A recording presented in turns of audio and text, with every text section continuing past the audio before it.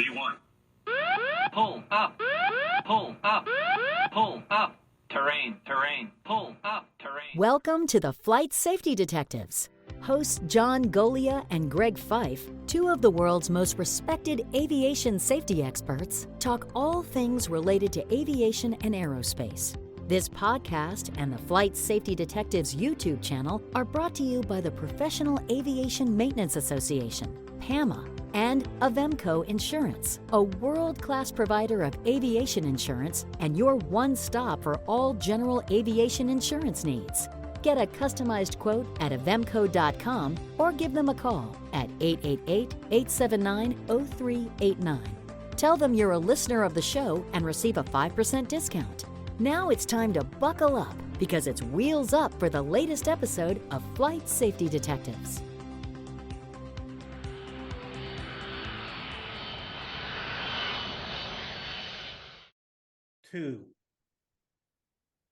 Well, hello, Todd. It looks like it's you and I again. Greg is off still doing other things. Which means he's going to miss all the fun. His loss, our gain. Well, he had some fun earlier this week. He was off flying an airplane in conjunction with an accident. But now he's bogged down with court issues. So, Fortunately, not involving him as a defendant. yes, that's true. That's true. Well, we got another interesting accident to talk about today. This one you found. It's from 2017, but it involves a flight instructor with a student in the front, four-place airplane, with another wannabe pilot in the backseat, who was just going along for the ride and seeing what information, tidbits that she could pick up to help her through her adventure to be a pilot. So 3 people on the airplane. It's out in California in the mountains, which is a dangerous place to start in doing flight maneuvers. But in fact, that's what they were doing. And they had a practice area out there over a valley, but it was in mountainous terrain. And they were trying to simulate engine failures, maneuvering. So not the place I would pick to do that, but in any event, that's what they were doing. And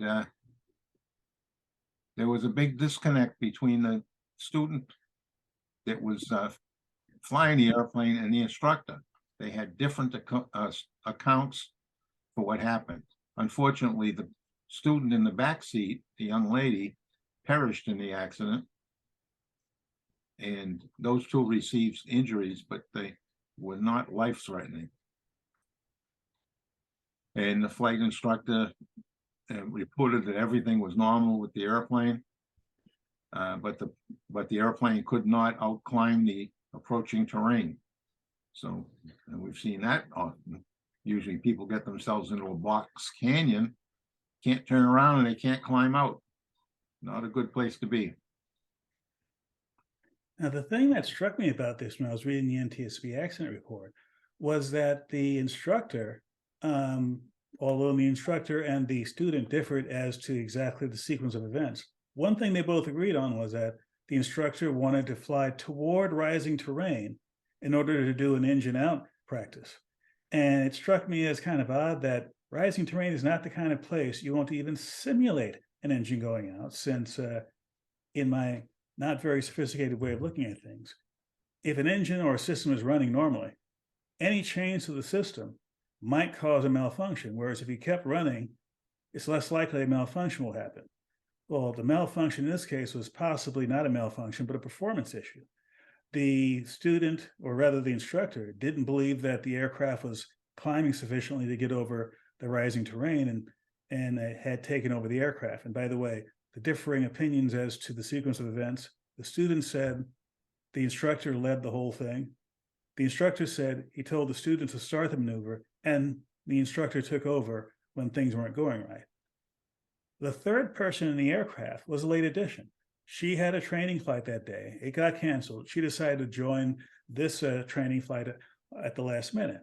Now, this was an aircraft and an instructor and students who are with the same training academy. So although they didn't go into details, one would presume that they were knowledgeable about each other and about each other's capabilities. And this sort of thing might be a normal thing. That is, taking a joyride in the back seat just to see how other people are doing things. I've done it myself, and I have nothing against that.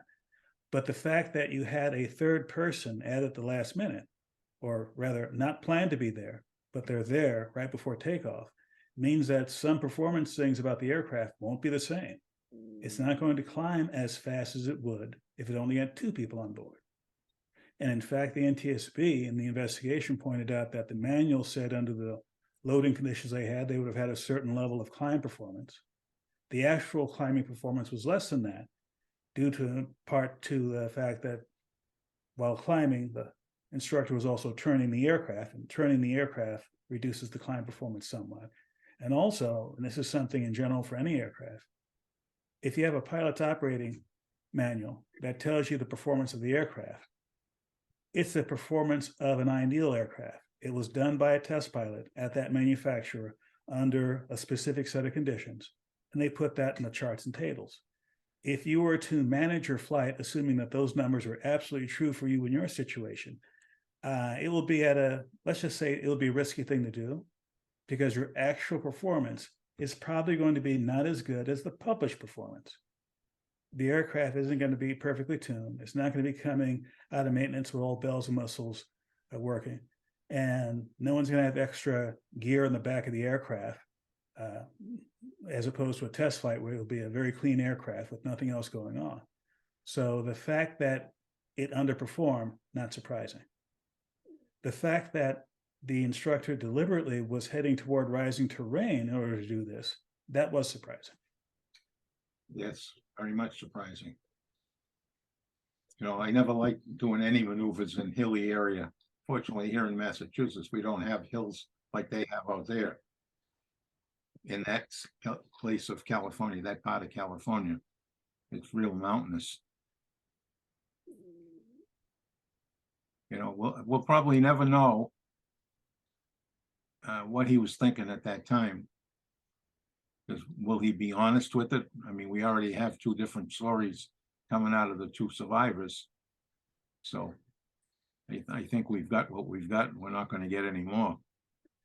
And the kind of thing that's tragic about this is that this represented three people in their 20s.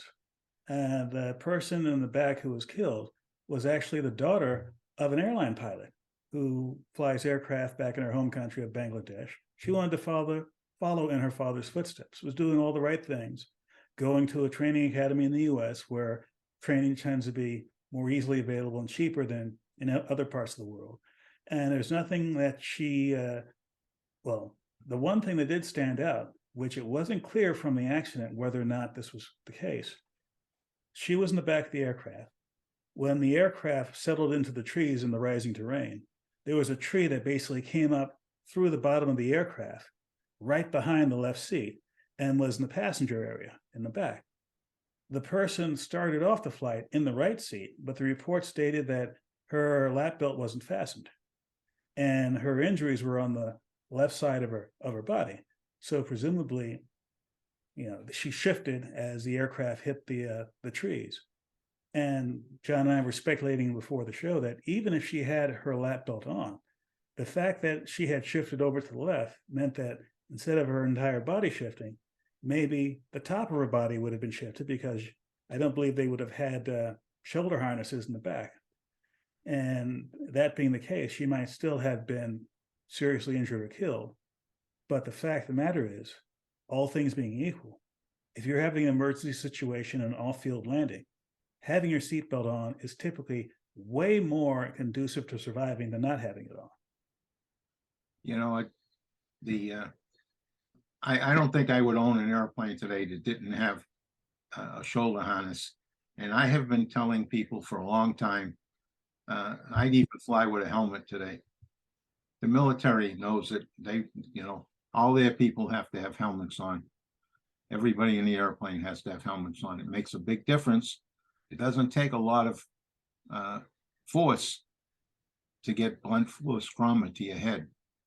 And the helmet can give you You know, they're not going to protect you in every accident, but in some of these where the airplane stays relatively intact, and this one did, that a helmet may have saved this girl's life because the report's clear that her skull was cracked open. So, And for those of you who are watching the video version of this, we're going to be having photos from the public docket that clearly shows a tree trunk, I'd say about 10 inches in diameter, came up right through the floor of the aircraft, right behind the two front seats, and was impinging on the passenger area. And anyone sitting in the passenger area, their legs would have been at risk of being seriously injured or crushed by the tree trunk and the branches. But still, like I said before, if you have your seatbelt on, even in something as catastrophic as this, likelihood of survival is higher. And to the credit of the instructor who was flying this as it went in, the aircraft is largely, the passenger area, the cabin area is largely intact, save for the tree coming up to the bottom of the floor. yeah, which would indicate a pretty slow speed at impact.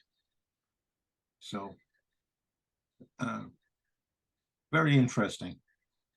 Very interesting. But the key takeaway here is that first, well, this is more to the NTSB than anyone else. If you in the report, and the NTSB did indicate that there were two clearly different messages being said by the two survivors as to who was doing what. Looked in the public docket, there was a statement from the flight instructor in I believe it was a 1620 form, but nothing equivalent from the student pilot. So it'll be interesting to note what exactly was the difference between those two, and did the NTSB or the FAA or whomever come to a conclusion as to who was right? Because you had two very different statements. One, the instructor did it. Two, the student started, and I tried to save the day, did the best I could. But still, the bottom line, the instructor is the one who made the decision to fly toward rising terrain to do this engine out training. And what kind of sense does that make? No, it doesn't make a lot of sense at all. What a terrible waste. That young lady, promising career.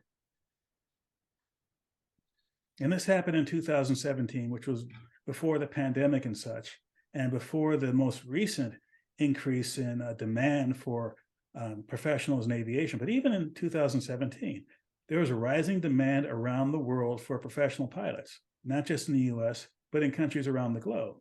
And in spite of the fact that requirements overseas outside the US might be not as strict as US requirements, still, the basics have to be done. One has to be trained to be a pilot. One has to be able to be an instrument-rated pilot and a multi-engine pilot before you even at the lowest rungs of being in the corporate or regional jet world.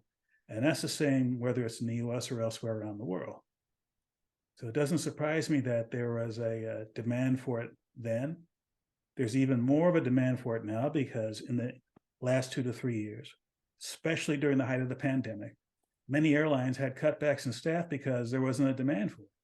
There were pilots who took early retirement, pilots who went into a completely different career field, and who are not going to come back to flying airliners. But to be trained to be an airline pilot takes time. And flight schools, no matter where they are in the United States and elsewhere, have demand like they have not seen in several years.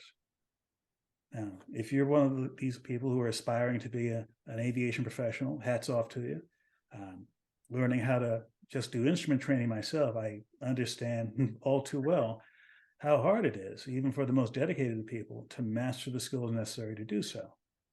But not at the risk of putting yourself at risk by doing things that don't make sense, by going along with procedures you might think isn't squaring with what the regulations require, and by going with a flight school or flight program or a training program that seems to be convenient or inexpensive, as opposed to one that is meeting your basic requirements for reliability, responsibility, quality of staff, quality of equipment, etc. You know, I read an article recently, and I don't know if I don't remember if somebody sent it to me or if it was just on the internet, but it was essentially when you should fire your CFI. I And saw that same article headline. Haven't read that story yet, but I will. yeah, and that's an interesting piece, because I never did that. Although I had one CFI, but I flew with a lot of other people just to get time and uh, just to fly, because I was hanging around airports and I was, washing airplanes to go fly with them when they came out. So, I guess maybe what I'm saying is I wasn't far off from this young lady and what she did, trying to better my knowledge. And to that point, flying isn't cheap, not by a long shot. And most of the people, in my opinion, who are younger learning how to fly are going into serious debt in order to make this happen. And that's just an inescapable part of the reality of aviation. And if you're in a program and you think things aren't going well, either with that instructor or with the overall program that you're in, the right thing to do may be to fire your CFI or fire the whole program. The reality is, you do that, there will be a lag time between you moving away from that one setup and finding another one. It may take you time, it may take you money. And if you're here on a visa and you have a certain amount of time to get things done, there could be considerations there. So we're not thinking for a second that this is an easy decision to make. There are many flight schools in the country, but they're not all concentrated in the same place. If you're flying in Texas and the best second option is in Florida, it's not only going to a new school, it's picking up and moving to a new state, setting up house and everything else that goes with that. Doubly difficult if you have a family to care about as well, not just yourself. Yes. Well, I think we talked this one to death. The takeaways are, don't do stupid things. If you're out there flying around, pay attention to everything. You're going to do maneuvers, pay attention to, if the maneuvers go bad, what am I going to do? Before the show, we were talking about just routine flying, straight and level, about paying attention. If I have an engine failure, where am I going to put this airplane? I mean, they used to test me all the time. My friends and the CFI would say, where are you going to put this? We just had an engine failure. Where are you going to put it? And you better have a quick answer, because if you didn't, that means you weren't thinking about it. If he said that and he said, well, there was a clear area we just passed, we turned to go back to it. That kind of thing. So flying an airplane is not for the weak. Not for the weak. It's not insurmountable, but you got to use your damn head. And my next to last word, and it's a brief one this time, it goes to the planning for last minute changes. In this particular accident, the last minute or unplanned change was adding a passenger. Nowhere in the report or the public docket did I see anything about the crew redoing their weight and balance, redoing their performance for the planned procedures that day. And if they were thinking ahead and thinking, we're going to do a high risk maneuver, an engine failure practice in rising terrain, whatever we plan for today, we have another passenger in the back. Should we do that maneuver at all? Should we do it with a bigger cushion? Should we do it over flat terrain? But the fact is, an extra person was added late in the planning stages. No indication that that was taken into account by the instructor or the student pilot. Crazy. Okay, guys. Again, my last word, and I even to myself, I sound like a broken record. But when you sit and review all the accident reports that Todd and I do, not only from the NTSB or the FAA, but around the world, you get frustrated, because we're seeing the same things over and over and over again.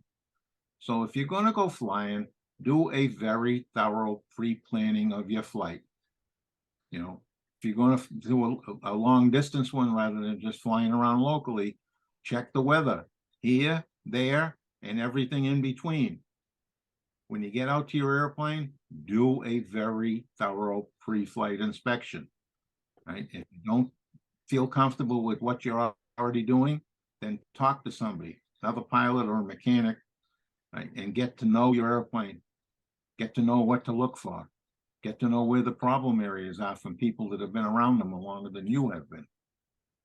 And after you get in the air, put that head on a swivel, because even in countries with very little aviation activity, every once in a while we find a near miss or a collision between airplanes in an area that shouldn't happen, wide open spaces.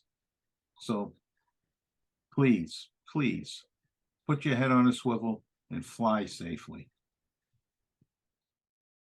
To listen or watch more episodes of this show, go to flightsafetydetectives.com, the Flight Safety Detectives YouTube channel, or your favorite place to listen to podcasts. To contact John and Greg about the show, send them an email at flightsafetydetectives@gmail.com. And remember, for aviation insurance needs, contact Avemco Insurance at avemco.com or give them a call at 888-879-0389.